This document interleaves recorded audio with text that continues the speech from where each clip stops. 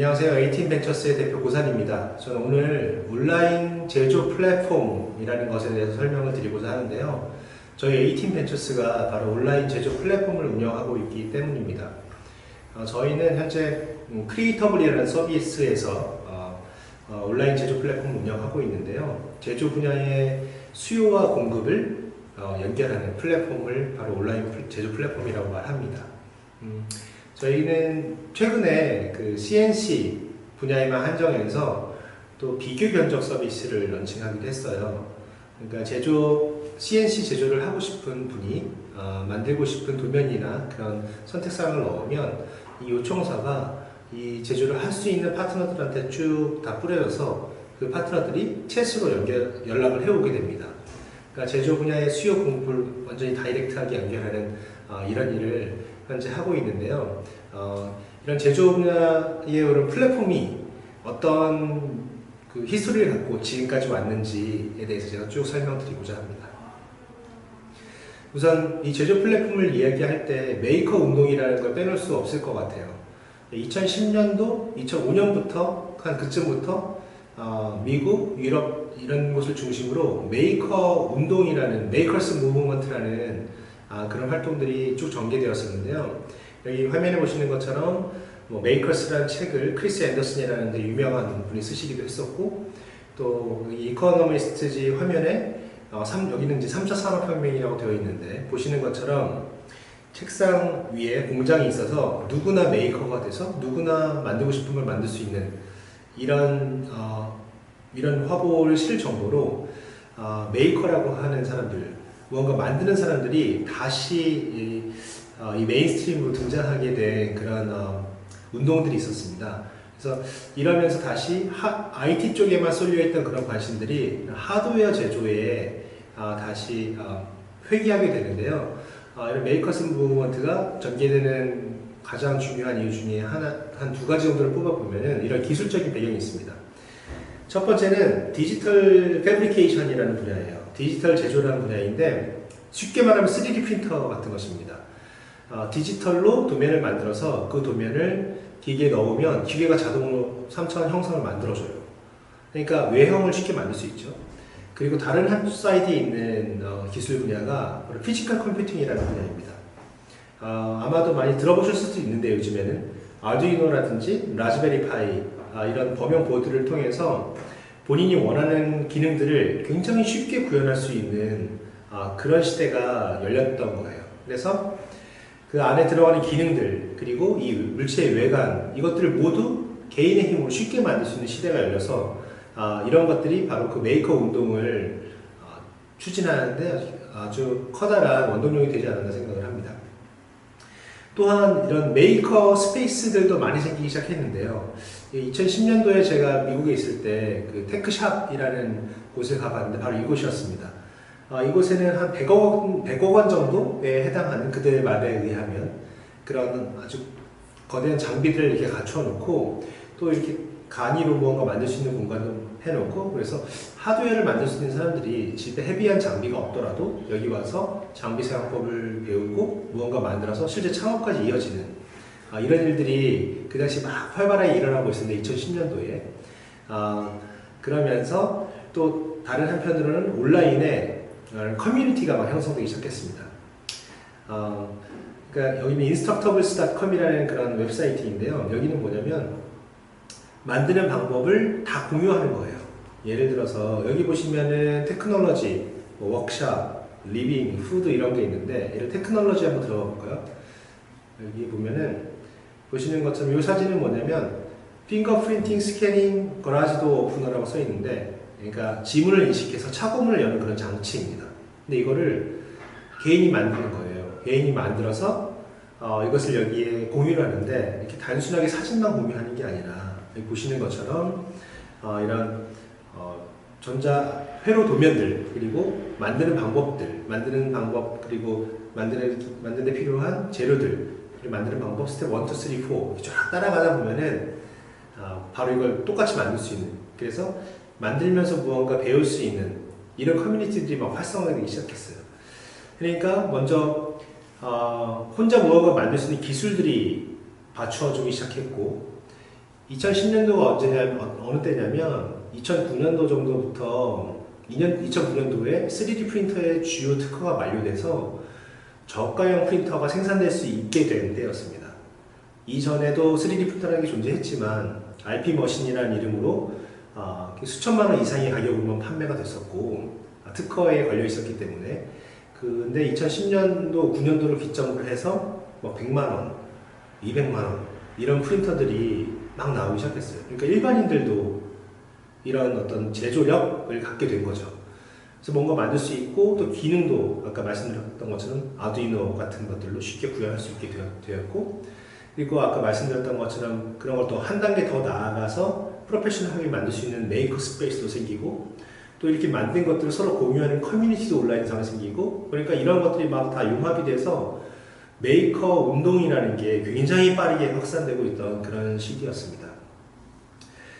그리고 또 한편으로는 이건 지금 미국 백악관에서 그 메이커 페어라는 그런 메이커들의 행사가 열렸던 모습인데요.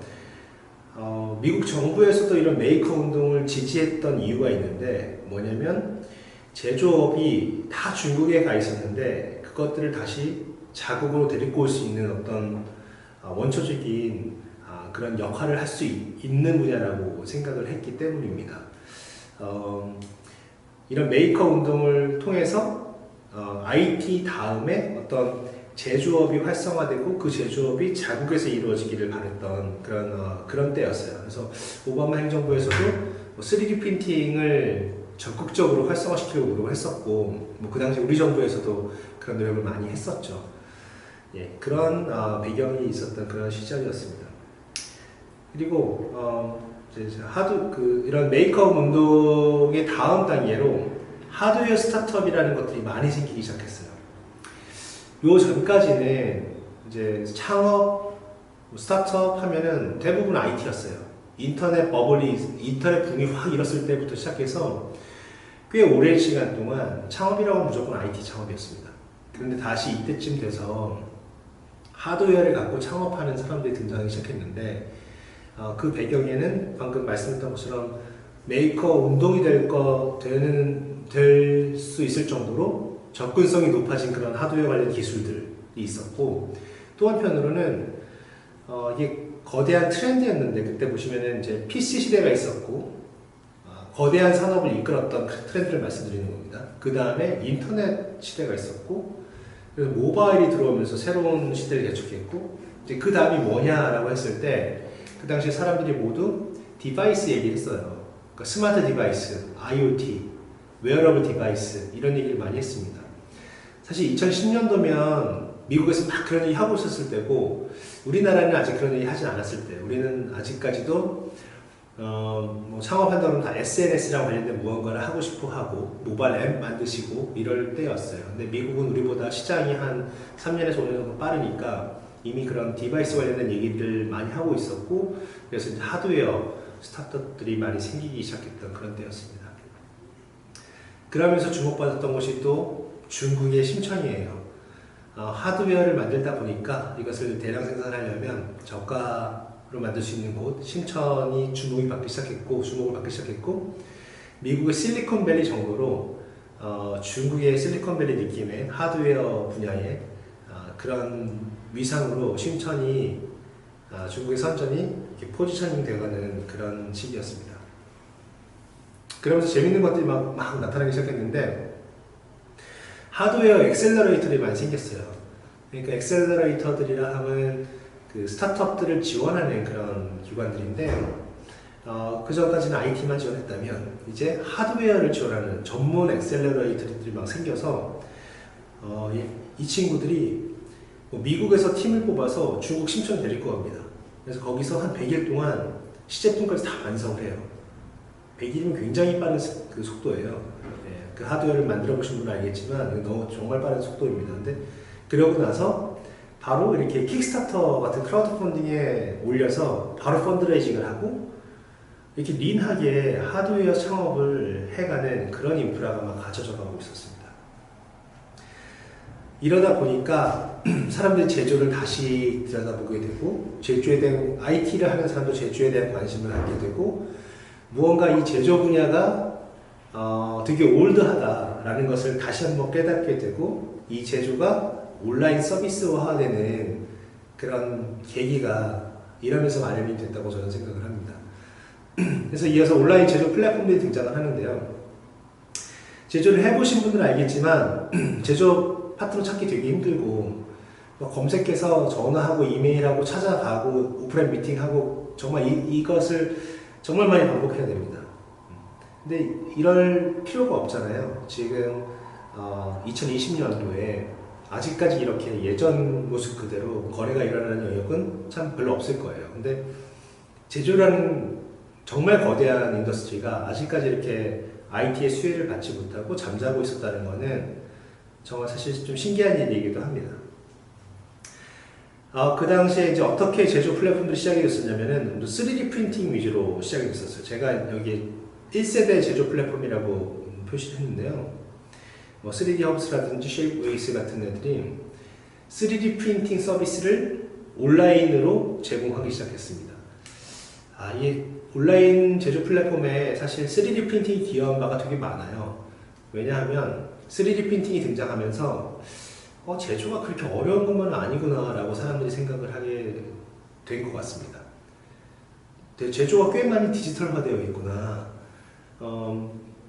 컴퓨터로 도면을 그려서 그것을 기계에 넣으면 기계가 자동으로 만들어주니까 굉장히 이 IT 하는 사람들도 정말 남의 얘기 같았던 그런 제조 분야가 괜찮네 라는 생각이 들었던 것 같아요. 그러면서 이 3D 프린팅 서비스 위주로 이걸 온라인에서 서비스하면 어떠냐, 온라인으로 어차피 도면 받아서 만들어서 보내주면 되는 건데 라고 하면서 이런 3D 프린팅 위주로 온라인 서비스가 시작이 됩니다. 3D 허브스나 쉐이브웨이스는 굉장히 팬시한 그런 서비스 모델을 갖고 있었어요. 3D 허브스는 본인이 갖고 있던 프린터를 올려서 마치 에어비앤비처럼 이 프린터를 쉐어하는 개념이에요. 그러면 누가 나한테 내가 이것을 프린터를 올려놓고 누가 나한테 파일을 보내서 프린팅 요청하면 내가 프린팅해서 보내주고 나는 돈을 받고 플랫폼은 수수료를 가져가고 이런 구조였고요.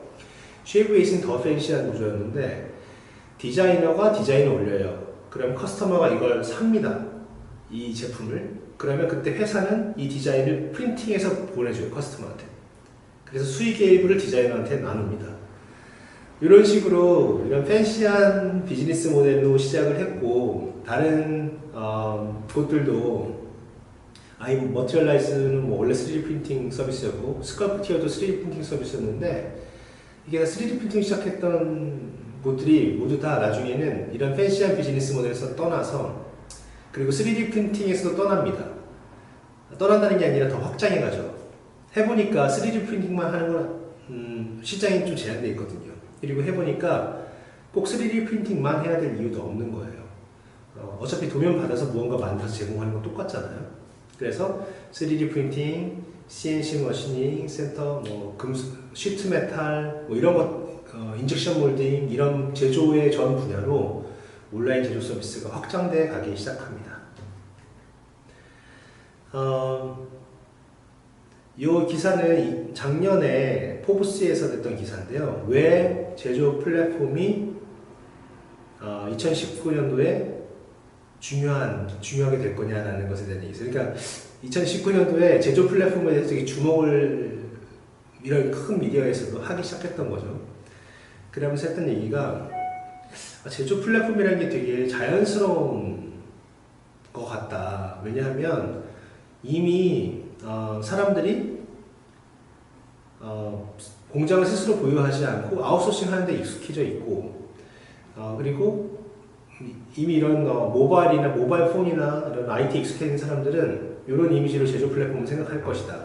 파일을 업로드 하면은 바로 즉시 견적을 받고 계산을 하면은 한 5분 안에 어디선가 제조가 시작되는 이런 모습. 그 복잡한 제조 과정을 다 뛰어넘는 이런 모습. 그리고 그러면서 얘기했던 게 이게 스케일러블 하려면은 중간에 이 제조 도면들을 잘 분석할 수 있어야 되는데 그 매니팩처러빌리티를 체크한다고 하거든요. 제조성. 근데 이것들이 자동화돼야지 된다라고 얘기를 했었고 그리고 아마도 누가 키플레이어가 될지 모르겠지만 이 제조 분야를 온라인으로 가져오는 게 꽤 오랫동안 굉장히 관심을 많이 받게 될 그런 분야다라고 얘기했습니다. 회사들이 다 이런 방향으로 움직이고 있었어요. 제가 첫 번째 제너레이션이라고 말씀드렸던 이 분야 다음에 오는 두 번째 제너레이션이 온라인 제조 플랫폼이라고 하면서 중간에서 매니팩처러빌리티를 자동화시켜서 체크할 수 있는 그런 방향으로 계속 움직여 왔어요. 보시면 여기에 이제 외국의 모델들, 조메트리, 픽티브, 플렉서라 이런 회사들이 있는데, 그러니까 이런 회사들의 주요 모델은 고객이 도면을 올리고 제조를 요청하면 이 회사들이 중간에서 자동화를 시키건 아니면 사람이 하건 견적을 산출해서 제공하고 필요하다면 컨설팅까지 제공하고 이들이 결제를 하게 만들고 그 다음에 이 도면을 스스로 제조하거나 혹은 긴밀한 파트너한테 뿌려서 제조하게 하는 게이트키퍼 역할을 하고 있었어요. 지금도 하고 있고요. 그래서 계속 이런 회사들은 가운데 이 오퍼레이션 하는 부분을 자동화시키려고 무지 노력을 해가고 있습니다.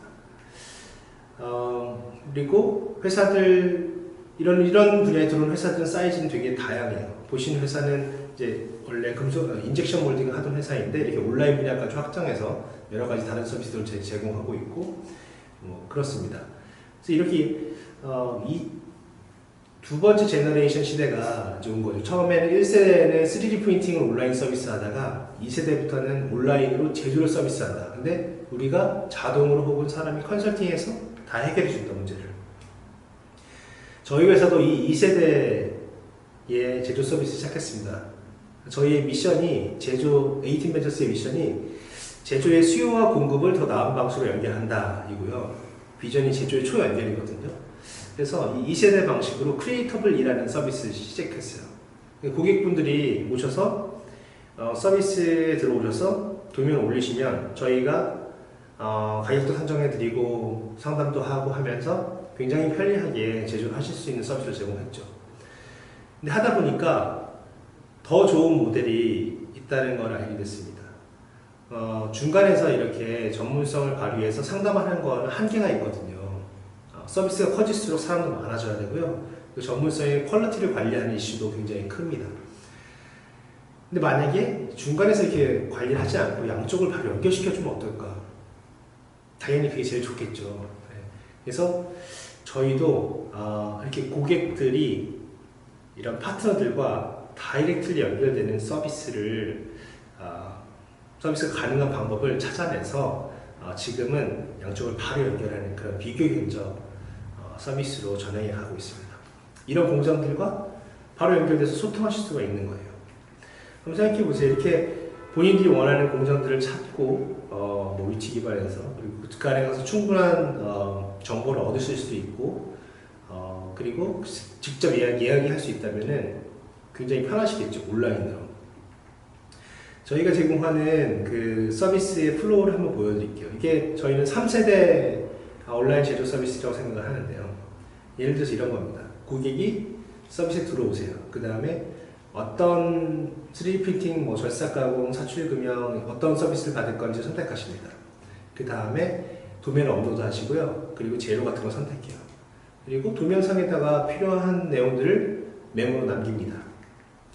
그러면 바로 견적 요청이 완료되는 거예요. 그러면 이 견적 요청이 이것을 제조할 수 있는 파트너들한테 쭉 보이게 돼요. 이 파트너들은 들어가서 이 견적 요청서를 확인하고 이거 내가 내가 만들 수 있을 것 같아 라고 하면 바로 예산 견적서를 날리게 됩니다. 그러면 고객은 바로 여러 가지 업체를 동시에 놓고 비교 견적을 할 수 있으니까 굉장히 편하고요. 파트너들도 이들과 바로 연결해서 새로운 고객을 찾을 수 있는 채널이니까 사실 요즘 제조업이 힘들잖아요. 그래서 새로운 파트너 찾기가 굉장히 중요한 일인데 제조업체는 그런 대부분 마케팅이나 세일즈 역량을 되게 강하게 보유하고 있는 경우가 많지 않습니다. 근데 이런 채널을 통해서 새로운 고객을 발굴할 수 있으니 사실은 윈윈인 거죠. 그래서 고객들은 이 안에서 이렇게 사용 리뷰 통해서 꽤 괜찮은 그 퀄리티, 제조업체 퀄리티를 체크하실 수도 있고 이렇게 말씀드렸던 것처럼 채수로 원격에서도 도면을 보면서 고객과 파트너가 소통을 해서 지금 뭐 비대면이 굉장히 화두인데 제조업체는 사실 그러지 못했었어요. 왜냐면 도면을 보고 얘기하는 게 소통하는 게 원격에서 되게 힘들었거든요. 근데 저희가 이번에 제공하는 서비스에 그 도면을 갖고 원격에서 챗으로 소통하는 그런 솔루션을 제공하고 있습니다. 그래서 온라인으로 모든 경험이 좀 연결될 수 있게 하고 있습니다. 그러면서 한편으로는 이런 도면들을 더 잘 분석해서 또 파트너들한테 제공할 수도 있고, 이게 제조 가능한지 안 가능한지를 알아야지 파트너한테 매치를 해줄 수 있잖아요. 그리고 난이도가 어떤 건지를 저희가 미리 알아서 알려드리는 역할, 그런 R&D도 저희가 진행을 하고 있고요. 이 화면상에는 잘 보이지 않지만 이렇게 양쪽이 원격에 있는 화면인데 이렇게 싱크로나이즈 됩니다. 내가 이쪽 도면을 돌리면 여기도 돌아가고, 도면을 분해시키면 이쪽도 분해가 되고 해서 원격에서 도면을 가지고 옆에 앉아서 하는 것보다 더 잘 소통하실 수 있는 그런 툴도 저희가 제공하게 됩니다.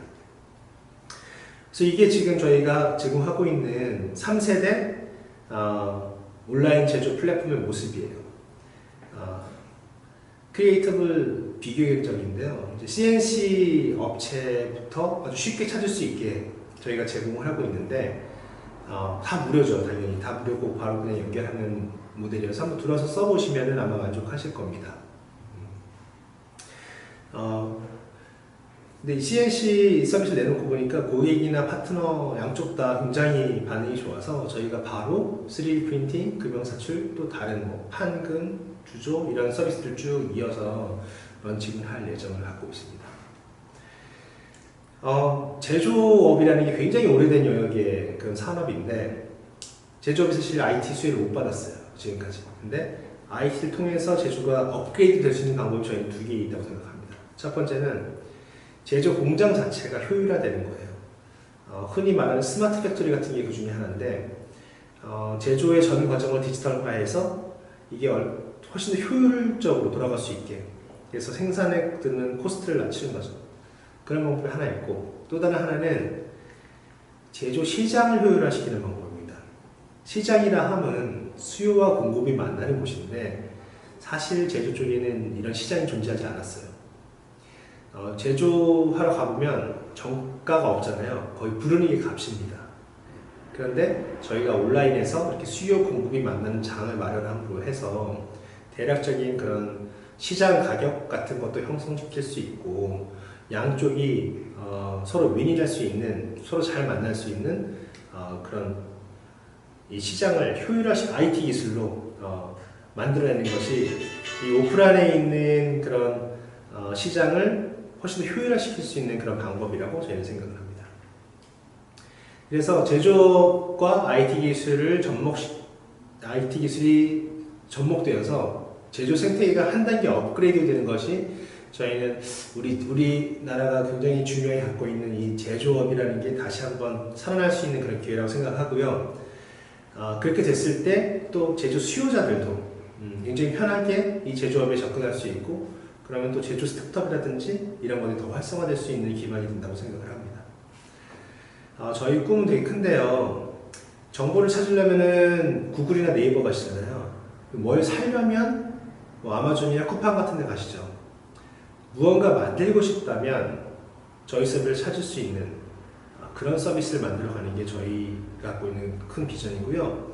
우리나라가 갖고 있는 그런 제조업이라는 인프라를 가지고 좀 충분히 글로벌 서비스를 할 수 있는 그런 영역이라고 생각을 합니다. 당연히 우리나라 제조업만을 갖고 하진 않겠죠, 그때는. 근데 이렇게 국경 안에서, 로컬에서 제조의 수요와 공급을 연결하는 이런 서비스에 대한 니즈는 어느 나라고 존재하는 것이기 때문에 국내에서부터 시작을 해서 먼저 자리를 잡고 그 다음에 해외에 차근차근 확산해 가고 싶은 그런 비전을 갖고 있습니다. 제가 좋아하는 말 중에 하나인데요. 미래를 예측하는 가장 좋은 방법은 그 미래를 하나 만드는 거다. 앞으로 제조의 미래가 어떻게 될까? 누가를 생각해 봤을 때 누가 만들어주는 거 아니잖아요. 구글이 만들어준다거나 어디서 만들어주는 게 아니라 우리가 만들면 됩니다. 우리가 리저너블한 이런 제조 분야의 미래를 그리고 하나 만들어가면 그게 어느새 현재로 되어 있는 것일 거라고 저희는 믿고 이 일을 하고 있습니다. 예, 지금까지 저희 발표 들어주셔서 감사하고요. 혹시 궁금하신 점이 있으면은 고산@18matches.com으로 연락 주시면 감사하겠습니다. 감사합니다.